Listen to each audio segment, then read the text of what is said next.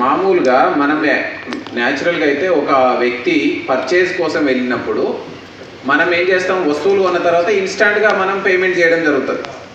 వీళ్ళు ఏం చేస్తారంటే ఇన్స్టాంట్గా పేమెంట్ చేయకుండా అక్కడ ఉన్న యూపీఐ స్కానర్ని ఫోటో క్లిక్ చేయడం జరుగుతుంది.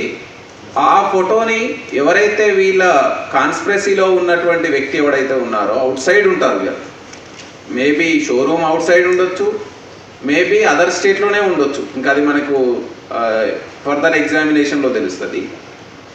అతను పేమెంట్ చేస్తాడు. ఇక అది ఇప్పుడు వాళ్ళ దృష్టికి వచ్చింది కాబట్టికనే మనకు కంప్లైంట్స్ రైజ్ చేసినారు. అంటే ఇప్పుడు యూపీఐ స్కానర్ మనం ఎందుకు పెట్టినాము, for the purpose of consumer facility, easy పేమెంట్కి, రియల్ టైం పేమెంట్కి అవకాశం ఉంటుందని. కానీ దీనిలో ఉన్న చిన్న డ్రాబ్యాక్ ఏంటంటే ఎప్పుడైనా రైజ్ చేసుకోవచ్చు, 3-4 డేస్ తర్వాత కూడా రైజ్ చేసుకోవచ్చు గూడ్స్ డెలివరీ అయినాక. దాన్ని ఆసరాగా చేసుకునే అఫెండర్స్ ఈ విధంగా ఫ్రాడ్ చేయడం జరిగింది.